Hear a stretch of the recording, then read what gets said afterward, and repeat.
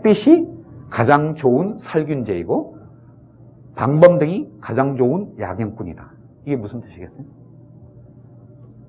햇빛을 비추면 환하게 드러나면 병균들이, 즉 범죄가 사라진다. 즉 또 어두운 골목길에서 밤에 범죄가 발생하잖아요. 그걸 방범등을 켜놔서 골목길을 환하게 받쳐놓으면 범죄가 줄어든다, 사라진다. 이 원리를 얘기한 거예요. 이게 이제 공시주의 철학이라고 부르는 건데, 그래서 뭐냐면 제가 이제 뭐 얘기하는 투명성과 책임성의 원리라는 것의 한 표현일 수도 있어요. 즉 뭐냐면 유가증권을 발행하고 거래하고 남의 돈을 맡아서 투자하는 사람들, 이런 사람들이 기본적으로 해야 될 것은 네가 무슨 짓을 하고 있는지 그걸 드러내는 것이다. 이게 환하게 드러내게 되면 범죄 행위를 줄일 수 있다. 이게 이제 브랜디스 판사의 공시주의 철학이고, 사실은 오늘날의 미국의 증권법 규제 체계 또는 월스트리트라고 하는 그 산업이 만들어지게 된 게 바로 이 브랜디스 판사의 공시주의 철학에 기초한 것입니다. 그래서 사전적으로는 규제가 아무것도 없어요. 다만 네가 무슨 짓을 하고 있는지 너에게 돈을 맡긴 사람들한테는 다 알려줘라. 요 규정을 위반하게 되면 다 손해배상이 됩니다. 이제 그런 책으로 만들어졌는데, 그런 면에서 본다면 이게 이제 결국 오늘날 월스트리트를 세계에서 가장 역동적인 자본시장으로 만들어낸 근본 원리가 됐는지 모르겠지만, 문제는 뭐냐면 이게 이제 점점 복잡하게 이제 발전하다 보니까 이제는 뭐냐면 공시를 해도 정보를 줘도 그게 무슨 의미인지 알 수 없을 정도로 이제 복잡해져 버렸으니까. 그렇죠? 이제 이게 오늘날의 이제 증권 산업이 부딪힌 문제가 그거예요. 옛날에 구조가 단순했을 때는 알려주면 되거든요. 그러면 각자가 알아서 판단하고 너 나 속였지 하면 손해배상해, 이렇게 하면 되는데, 요즘의 금융 상품들은 도대체 전문가들도 이해할 수 없는 구조의 이제 상품들이 마구 거래되다 보니까 이게 단순히 공시, 알려주는 것만으로는 부당행위나 범죄행위를 충분히 막을 수 없는 이제 그런 어떤 이제 상황이 나왔다라고 할 수가 있겠어요. 그래서 이제 오늘날 사실은 이제 이 금융 소비자 보호의 굉장히 중요한 원칙 중에 하나가, 그래, 네가 복잡한 상품 파는 것도 좋은데 일반인들이 쉽게 할 수 있는 가장 단순한 상품도 팔아라 라고 하는 게 금융 소비자 보호의 굉장히 중요한 원칙 중에, 이게 플레인 바닐라라고 부르는데, 우리가 아이스크림 먹으러 가면 제가 상호는 얘기하지 않을게요. 이 통에 수십 가지 종류의 아이스크림들이 쭉 담겨있는 아이스크림 가게에 딱 들어가면 도대체 뭘 먹어야 할지 모르겠죠. 그렇죠? 이게 선택의 기회가 복잡한 것이 널려있다라고 하는 게 반드시 좋은 것만은 아니에요. 그럴 때 가장 좋은 선택은 뭡니까? 바닐라 주세요. 바닐라 아이스크림 주세요. 이게 거의 대부분의 사람들한테는 가장 입맛에 맞는 상품이죠. 그렇죠? 그래서 이렇게 이제 플레인 바닐라, 아주 단순한 그런 어떤 상품을 제공해 주는 게 이게 금융 소비자 이제 보호의 원칙 중에 하나인데, 하여튼 이제 보면 브랜디스 판사가 이 1920년대에 이제 이런 원칙을 만들어낼 때 그게 무슨 의미인지도 분명하게 이해되지만, 오늘날에 와서는 이 단순한 원칙이 잘 작동하지 않는 단계까지 너무나 복잡해졌다라고 하는 게 또 하나의 이제 문제라고 할 수가 있습니다. 자, 이제 이 얘기를 이제 마무리 지으면, 자, 우리나라의 금산분리는 어떤 방식으로 하는 게 가장 효과적일까요? 은행처럼 법으로 딱 아예 못하게 금지 원칙에 입각해서 하는 게 좋을까? 아니면 보험처럼 감독당국을 신뢰하고 감독당국한테 얘기해서 감독당국이 판단하게 하는 게 좋을까? 아니면 이도 저도 아니고 각 주체들이 사법부를 믿고 소송으로 문제를 해결하는 게 좋을까요? 물론 답은 없어요. 단 우리는 이 세 가지 다, 법령에도 문제가 있고 감독당국에도 문제가 있고 사법당국에도 다 문제가 있잖아요. 그렇죠? 어느 한쪽으로 가기가 참 쉽지 않은 그런 상황에 와 있는 겁니다. 그래서 차근차근 법도 개선하고 감독당국도 제대로 할 수 있게 만들어 놔야 되고, 그 다음에 사법 질서도 개선하는, 뭐 그렇게 갈 수밖에 없겠죠. 그렇죠? 그리고 나서 우리가 어떤 방향의 금융 시스템을 설계할 거냐라고 하는 것은 다시 한번 말씀드리지만 이거는 우리 국민이 정치적으로 선택해야 될 문제라고 저는 생각을 합니다. 경제적으로 답을 구할 문제는 아니다 라고 생각합니다. 아시겠습니까? 이 저축은행에 뭐 8월 대란설, 9월 대란설 이런 얘기가 나오거든요. 제가 뭐 논문에 상세하게 썼으니까 나중에 그냥 한번 읽어보시도록 제가 공부하고 싶고요. 무슨 얘기냐면, 이거 하나만 더 보여드릴게요.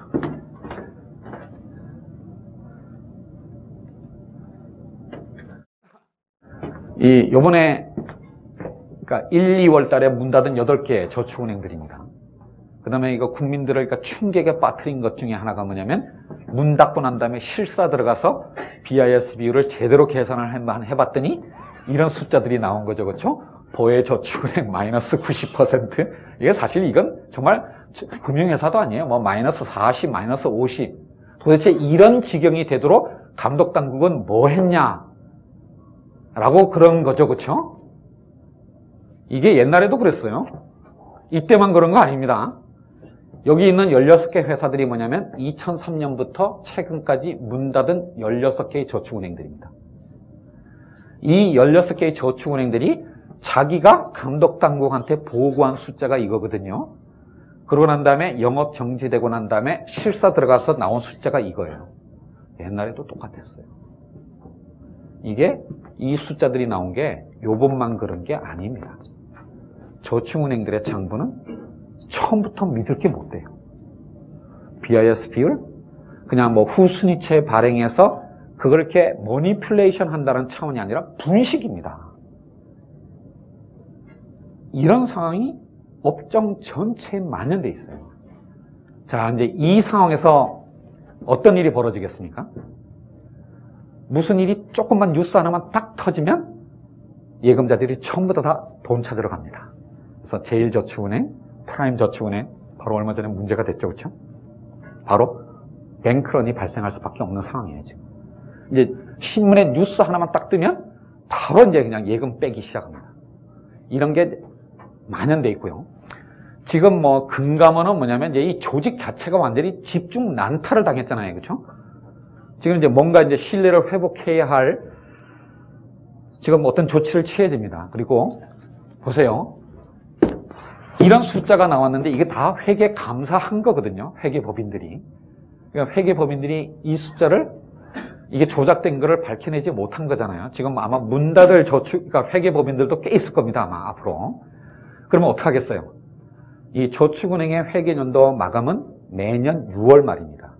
그래서 2010 회계연도가 2011년 6월에 마감돼요. 요번 달 말입니다. 요번 달 막 딱 되면 장부 딱 이제 정리해서 감사보고서 만들어야 됩니다. 그럼 어떤 일이 벌어지겠어요? 회계법인들이 가장 엄격한 기준으로 회계 감사하겠죠? 그래서 딱 들고 오면 금감원은 가장 엄격한 기준으로 들여다보겠죠, 그렇죠?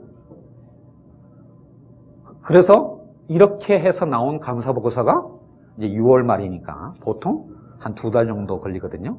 8월 말, 9월 초쯤에 나옵니다. 어떤 결과들이 나오겠어요, 감사보고서가?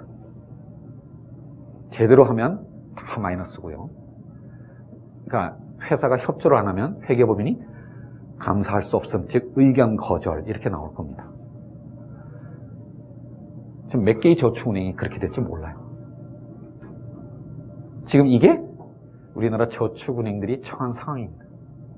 제가 얘기를 하면 왜 이렇게 심각해지세요? 아니, 우리가 이런 일 한두 번 당하는 게 아니라니까. 이게 처음 있는 일이 아니에요. 옛날에도 있었고 앞으로도 있을 거예요. 우리는 이러면서 살아왔어요. 우리나라 금융이 이럴 테니까. 이거 보세요. 이런 숫자가 이게 어제오늘의 일이 아니라니까. 자, 이제 여기서 이제 어떻게 해야 되느냐라는 문제가 있는 거겠죠, 그렇죠? 전병윤 교수가 우리나라의 노동시장의 문제를 딱 이렇게 정리를 했어요. 4가지 함정. 우리나라의 노동시장은 4개의 함정에 빠져 있다. 라고 했는데, 그러니까 이중 노동시장의 함정, 그러니까 비경제 활동의 함정, 그 다음에 근로빈곤의 함정, 그 다음에 저숙련의 함정. 이제 이렇게 네 가지의 어떤 함정에 빠져 있는 걸로 얘기를 했는데, 제가 잘은 모르지만 진짜 현실, 그러니까 데이터들을 이렇게 쭉 보면 볼수록, 야, 이 네 개의 함정에서 과연 우리가 탈출할 수 있는 길이 있을까라고 하는, 그런 의구심을 가질 수밖에 없습니다. 제가 최근에 와서 이런 느낌들을 많이 가져요. 뭐냐면, 제가, 그러니까 주력해왔던, 재벌개혁과 금융개혁.